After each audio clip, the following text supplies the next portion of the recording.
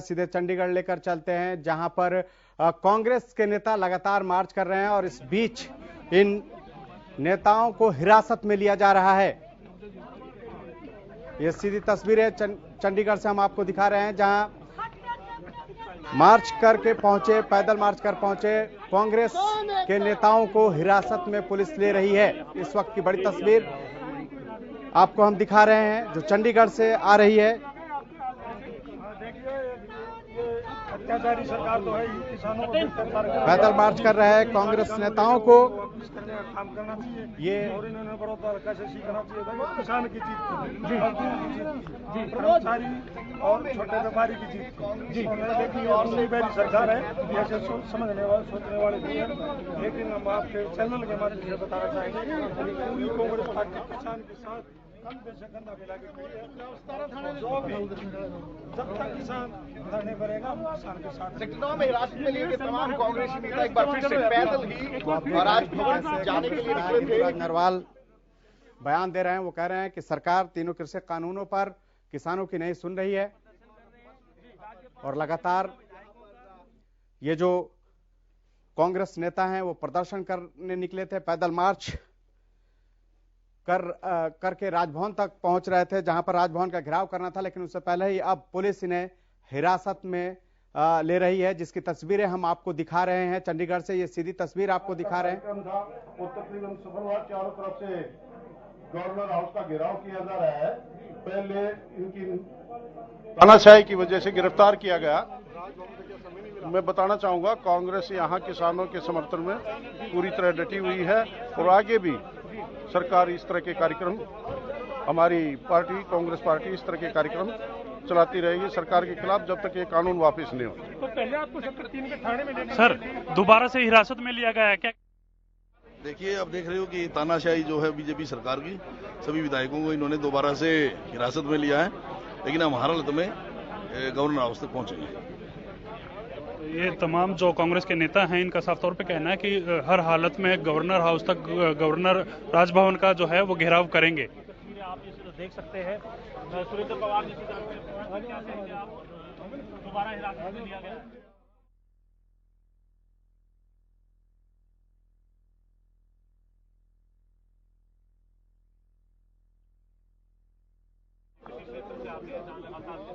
राजभवन का घेराव करने के लिए कांग्रेस के विधायक, नेता, कार्यकर्ता पहुंचे हुए थे, लेकिन इससे क्या गया है, आपको क्या कहना चाहेंगे? देखिए तानाशाह सरकार है, जैसे आप देख रहे हो पहले गिरफ्तार किया सेक्टर 3 के थाने ले गई, अब राजभवन पहुंचने वाले थे। हमने हमारा जो प्रोग्राम था कांग्रेस पार्टी का वो राजभवन को घेरने का था और आपने देखा होगा कांग्रेस पार्टी राजभवन के चारों तरफ हो चुकी है और हम इसमें कामयाब रही। इससे पहले आपको पहले भी गिरफ्तार किया गया, सेक्टर 3 के थाने में ले जाकर छोड़ दिया गया, उसके बाद आपको क्या जो गाइडलाइंस है वो प्रशासन की तरफ से दी गई? नहीं, उनको वहाँ गिरफ्तार किया, लेकिन हम जो हमारे रणनीति थे उसके आधार पर 2-3 टोली बनाई, हम अलग अलग रास्ते से हो गए, हमने राजभवन के नया काम किया और हम बताना चाहेंगे कि आप ये काला कानून वापस लो, अन्यथा तब तक आप काला कानून वापस नहीं लेगी।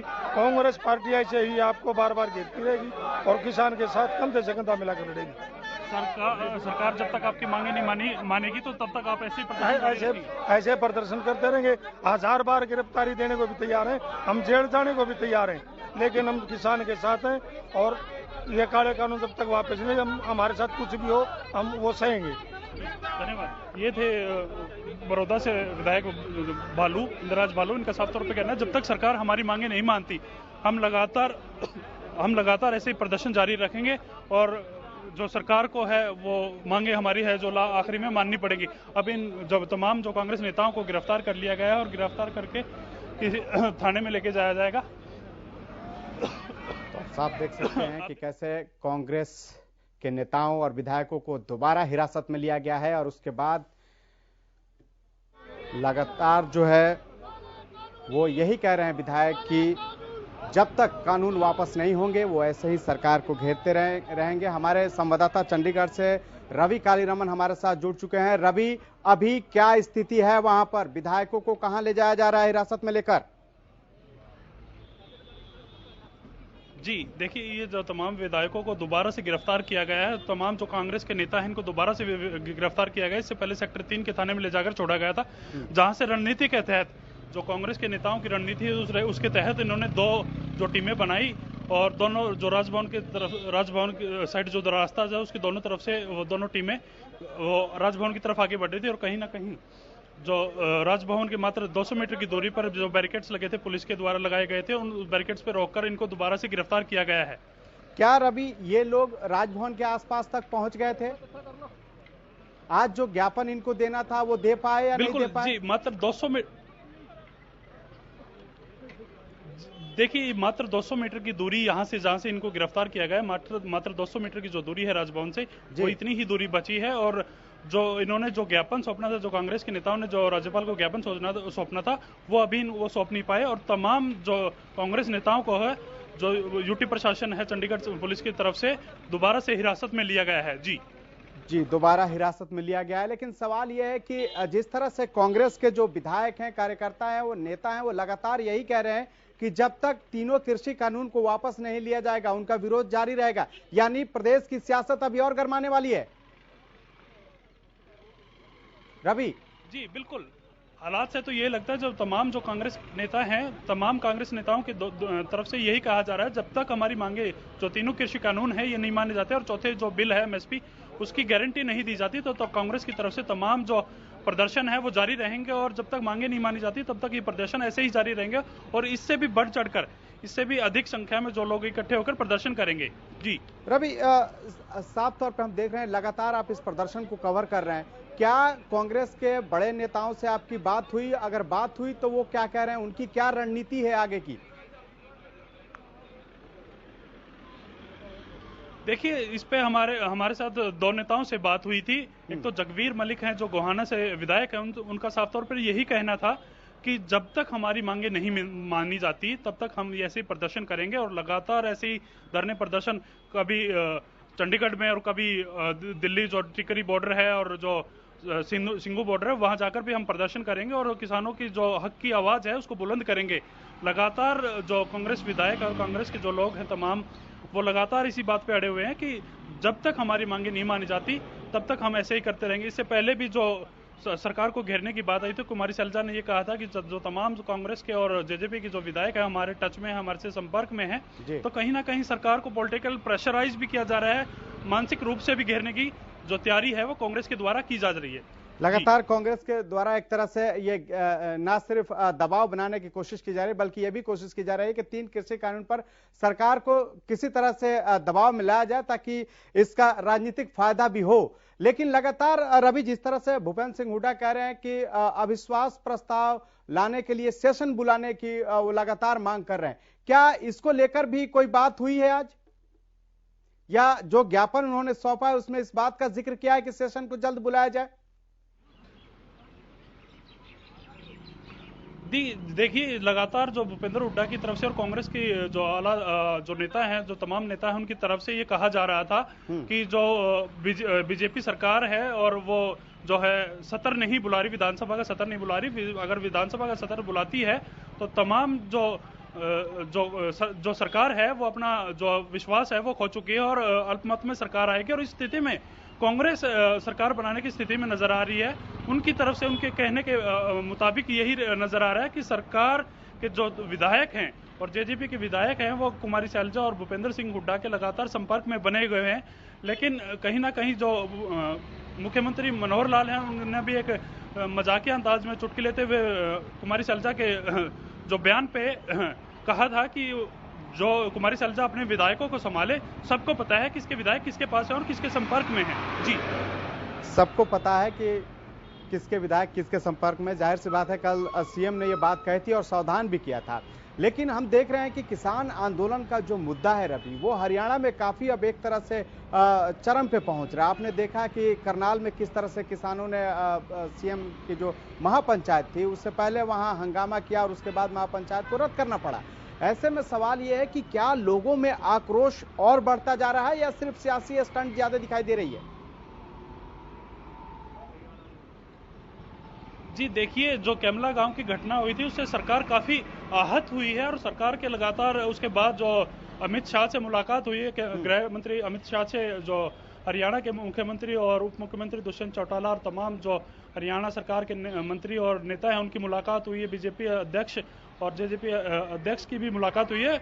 इससे सामने निकल के आता है कि जो तमाम जो सरकार भी इससे चिंतित है। और गृह मंत्री अमित शाह ने साफ तौर पे कहा है कि सरकार कोई भी सामाजिक और सरकारी जो है वो प्रोग्राम ना करे और कहीं भी ऐसी जो प्रोग्राम्स हैं उनको तुरंत रद्द किया जाए और ऐसी स्थिति जो टकराव की स्थिति जो जिन प्रोग्राम में बनेगी उनसे बचा जाए। जी बिल्कुल, टकराव की स्थिति से बचा जाए। लेकिन रवि, एक सवाल ये भी है कि आज जो लोग आए थे पैदल मार्च करते हुए, कांग्रेस के नेता कार्यकर्ता, क्या सभी को हिरासत में ले लिया गया है या फिर जो बड़े नेता हैं उन्हीं को हिरासत में लिया गया है?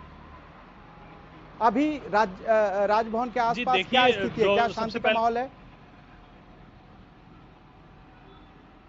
जी बिल्कुल, राजभवन से पहले ही जो 200 मीटर का जो बैरिकेड लगाया था प्रशासन की, चंडीगढ़ प्रशासन के द्वारा, उस बैरिकेड तक जो तमाम जो कांग्रेस के नेता थे वो 2 टुकड़ियों में बट के आए थे। इससे पहले जब कांग्रेस कार्यालय से जब ये तमाम नेता निकल के राजभवन की तरफ इन्होंने कूच की तो पहले बैरिकेड पे इनको रोक लिया गया, वहां से हिरासत में लिया गया, सेक्टर 3 के थाने में ले जाया गया, वहां जाके इनको छोड़ दिया गया। वहीं से इनकी रणनीति बनी कि जो राजभवन के 2 तरफ से जो रास्ता जाता है, दोनों तरफ से 2 टुकड़ियों में हम डिवाइड होके और राजभवन की तरफ प्रस्थान करेंगे।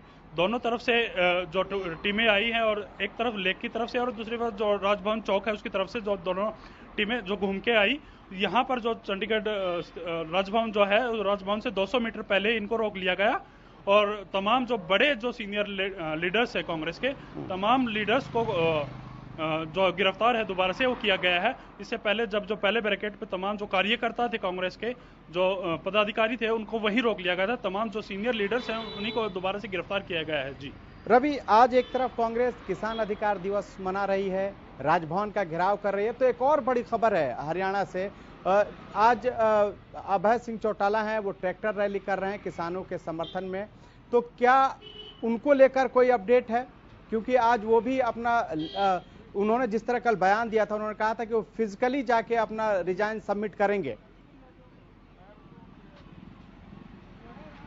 जी देखिए, जब अभय चौटाला से हमारी सुबह मुलाकात हुई तो उन्होंने साफ तौर पे कहा था, मैं एक दफा तो पहले अपना जो रेजिग्नेशन है वो दे चुका हूं, इस पर जो विधानसभा अध्यक्ष हैं वो थोड़ा सा टाल मटोल कर रहे हैं, वो लोगों को बहका रहे हैं कि जो मेरा इस्तीफा है वो नहीं है। अगर मेरा इस्तीफा नहीं आता तो आज के तारीख उन्होंने अपने जो पार्टी के जो नेता लोग थे, कार्यकर्ता थे, उनके थ्रू फिजिकली जाके और वो अपना इस्तीफा भिजवा दिया है। अगर उनके बाद में उनका ये भी कहना है कि अगर ये इस्तीफा भी मेरा नामंजूर होता है तो 26 तारीख को ट्रैक्टर मार्च में शामिल होकर, दिल्ली में ट्रैक्टर मार्च में शामिल होकर 27 तारीख को ट्रैक्टर को विधानसभा ले जाकर मैं अपना जो इस्तीफा है स्वयं जाकर ज्ञानचंद गुप्ता को दूंगा। जी क्या रवि, आपको नहीं लगता कि जिस तरह से इस्तीफे की बात आ रही है, अभय सिंह चौटाला हो या फिर कांग्रेस जो आज किसान अधिकार दिवस मना रही है, क्या कहीं ना कहीं राजनीतिक जमीन तलाशने की कोशिश हो रही है?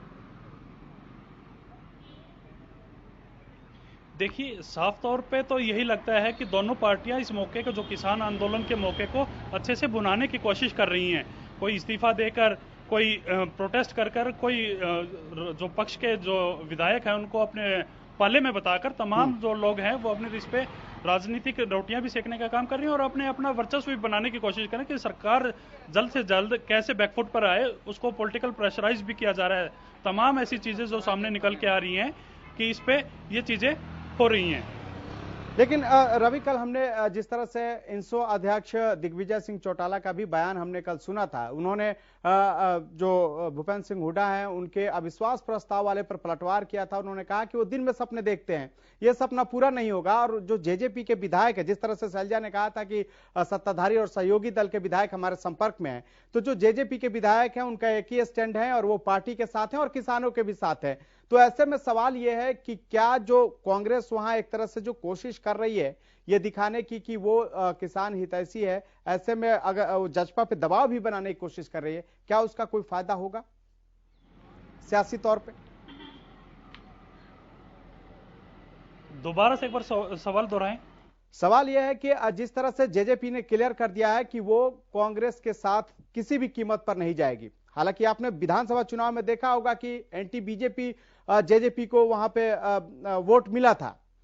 इसी को लेकर कांग्रेस कहीं ना कहीं जेजेपी पर भी दबाव बनाना चाहती है कि जेजेपी अगर बीजेपी से सपोर्ट वापस लेती है तो उसको फायदा मिल सकेगा कांग्रेस को।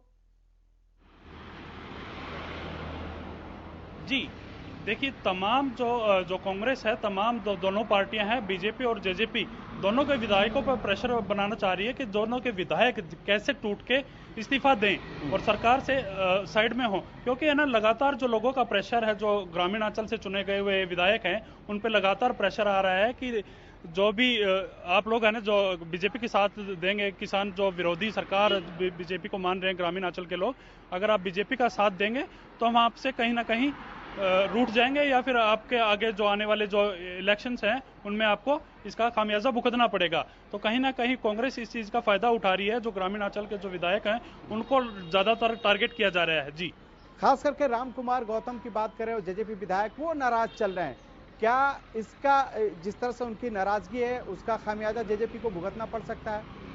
ईश्वर सिंह भी उस दिन बैठक में नहीं गए थे, क्या अंदर कुछ चल रहा है जेजेपी में? जी देखिए ये खुलकर सामने नहीं आया, जैसे कि दुष्यंत चौटाला और दिग्विजय चौटाला का कहना है जो बीजेपी में जो तमाम जो लीडर्स हैं वो एक मत है और एक ही प्लेटफॉर्म पे काम करेंगे और बीजेपी के समर्थित हैं और जो कहीं ना कहीं जो किसानों के लिए जो मांग है उनका भी समर्थन करते हैं। लेकिन कहीं ना कहीं जो कांग्रेस के नेता हैं, तमाम नेता हैं, वो भी इसमें मिलने की बात कर रहे हैं कि हमारे टच में हैं और इसमें भी कुछ ना कुछ संशय हो सकता है। इसकी पुष्टि हमें अभी नहीं कर सकते, अपनी तरफ से हम कह सकते हैं जो कि लगातार जो खिचड़ी पकड़ी है, कहीं आग तो वहीं जलेगी कहीं जहां धुआं। रवि, एक बात तो तय है कि जिस तरह से जनप्रतिनिधियों का विरोध हो रहा है, खास करके कई जगहों से ऐसी तस्वीरें आई जैसे जनप्रतिनिधियों का जेजेपी विधायक हो या बीजेपी विधायक हो, ऐसे कई ऐसे जनप्रतिनिधि है जिसका लोगों ने विरोध किया है कि वो किसान आंदोलन का समर्थन करें और पद से इस्तीफा दें ताकि दबाव बन सके। ऐसे में जो ग्रामीण अंचल के विधायक है उनकी मुश्किलें काफी बढ़ती हुई दिखाई दे रही हैं, क्योंकि उन्हें अपने क्षेत्र में भी वापस जाना होता है।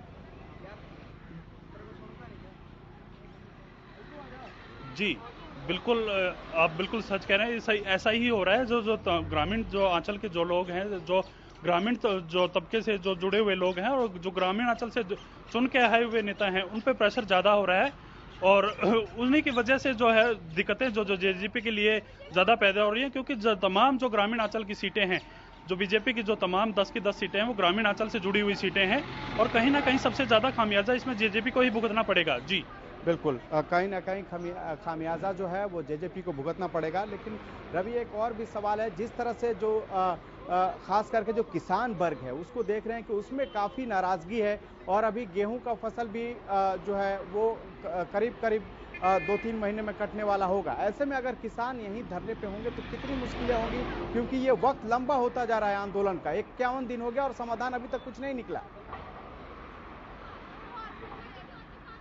जी, तमाम जो किसानों की मुश्किलें हैं वो शुरू पहले दिन से ही जो ऐसे ही है वो बरकरार है। किसान लगातार मांग कर रहे हैं कि जो तीनों कृषि कानून बिल हैं, जो तीनों कृषि कानून है वो रद्द हों। उसके बाद किसानों ने जो दिल्ली में डेरा डाला है, वहां उनको पीने के पानी की समस्या हो, नहाने की समस्या हो, खाने की समस्या हो, तमाम ऐसी चीजें हैं। जो इतनी ठंड है, उनको रहने की व्यवस्था भी पूरी अच्छे से नहीं हो पा रही। तो कहीं ना कहीं किसान इससे चलते और ज्यादा नाराज हो रहे हैं। 51 दिन से 50 दिन 51 दिन से जो तमाम जो किसान है सड़कों पर बैठे हुए हैं, कहीं ना कहीं गुस्सा इसका निकल के भी आ रहा है। इसके बावजूद जो जिन किसानों की जान गई है उससे भी किसान ज्यादा आक्रोशित हो रहे हैं और सरकार पे इसका सीधा असर पड़ रहा है। और सरकार के जो लोग हैं, जो नुमाइंदे हैं, जो चुन के गए विधायक हैं, उनको जो गाँव में है उसमें घुसने में दिक्कतें हो रही हैं। जैसे कि आपने पीछे कैमला की घटना देखी, बीजेपी के जो मुख्यमंत्री हैं हरियाणा सरकार के, उनको भी जो उनका हेलीकॉप्टर था वो भी लैंड नहीं करने दिया गया। तो ऐसी तमाम है जो इसी के चलते जो अमित शाह, गृहमंत्री अमित शाह ने बीजेपी के सारे सरकार के जो कार्यक्रम है वो रद्द करने की घोषणा की है। चलिए रवि, आप हमारे साथ जुड़े, इसके लिए आपका बहुत बहुत शुक्रिया। तो लगातार जो है वो किसानों का प्रदर्शन 91वें दिन में पहुंच चुका है और इस बीच आज किसान अधिकार दिवस कांग्रेस मना रही है और इसी के तहत राज्यपाल का राज्य भवन घेराव करने पहुंची। लेकिन इस वक्त की एक और बड़ी खबर आ रही है जिससे हम आपको रूबरू करा देते हैं। सरकार और किसानों में 10वें दौर की बैठक, सरकार और किसानों की बैठक के बीच लंच ब्रेक। विज्ञान भवन पहुंचा किसानों के लिए लंगर। सरकार और किसानों के बीच 10वें दौर की बैठक चल रही है और इस बीच करीब 3 घंटे हो गए हैं और अब लंच ब्रेक हुआ है और किसानों को खाना वहां पर लंगर के तौर पे पहुंचाया गया है। किसानों के लिए लंगर पहुंचाया गया है विज्ञान भवन पर, जहां वो अपना खाना खाएंगे। करीब 3 घंटे तक ये वार्ता चली है और उसके बाद लंच ब्रेक हुआ है। आज की बैठक पर सभी की निगाहें हैं क्योंकि 10वें दौर की बैठक में ये उम्मीद जताई जा रही है कि कुछ निष्कर्ष निकलकर सामने आएगा। हालांकि जो किसान हैं वो 3 कृषि कानूनों की वापसी पर अड़े हुए हैं। इस बीच केंद्रीय कृषि मंत्री ने कहा कि सरकार ने किसानों की ज्यादातर मांगे मान ली है, लेकिन किसान एक कदम आगे बढ़ने को तैयार नहीं है। तो 3 कृषि कानून की वापसी को लेकर ही पेच कहीं ना कहीं फंसा हुआ है, जिसकी वजह से बात बनती हुई दिखाई नहीं दे रही है। फिलहाल लंच ब्रेक हुआ है और लंच ब्रेक के बाद एक बार फिर बैठकों का दौर शुरू होगा। तब देखना है कि क्या कोई निष्कर्ष निकलता है या फिर अगली तारीख मिल जाती है, क्योंकि 9 दौर की बातचीत हो चुकी है, आज 10वें दौर की बातचीत हो रही है। लेकिन जो निष्कर्ष निकलना चाहिए, जो नतीजा निकलना चाहिए, वो नतीजा अब तक कहीं दिखाई नहीं दे रहा है। और जो भी बात पहले दौर से जो बात हो रही है, किसानों ने पहले दौर से ही 3 कृषि कानून को रद्द करने की मांग की, वो अब भी जारी है। इसके अलावा किसान चाहते हैं कि सरकार एमएसपी पर लिखित गारंटी के अलावा कानूनी गारंटी दे। सिर्फ लिखित गारंटी ही नहीं, कानूनी गारंटी भी चाहते हैं एमएसपी पर किसान। और यही वजह है कि लगातार 10वें दौर की आज बैठक चल रही है, लेकिन अब तक कोई निष्कर्ष सामने नहीं आया है। हालांकि अभी लंच ब्रेक हुआ है और इसके बाद एक बार फिर बैठकों का दौर शुरू होगा और उसके बाद ये उम्मीद लगाई जा रही है कि हो सकता है कोई निष्कर्ष निकले, क्योंकि आज की बैठक पर पूरे देश की निगाहें हैं। करीब 51 दिनों से जो किसान हैं वो लगातार दिल्ली के बॉर्डरों पर घेर कर बैठे हुए हैं और इस ठिठुरती ठंड में कई किसानों की जान भी प्रदर्शन के दौरान, विरोध प्रदर्शन के दौरान, धरने के दौरान, आंदोलन के दौरान चली गई है। ऐसे में अब देखना है कि क्या आज बात बनती है या फिर एक और तारीख मिलती है। तो फिलहाल लंच ब्रेक हुआ है और इसके बाद भी जब बैठकों का दौर शुरू होगा तो ये देखने वाली बात होगी कि क्या आज कोई बात बनती है या नहीं बनती। और एक और बड़ी खबर से आपको रूबरू करा देते हैं। इस वक्त की बड़ी खबर अंबाला से शंभू बॉर्डर पहुंचे अभय चौटाला।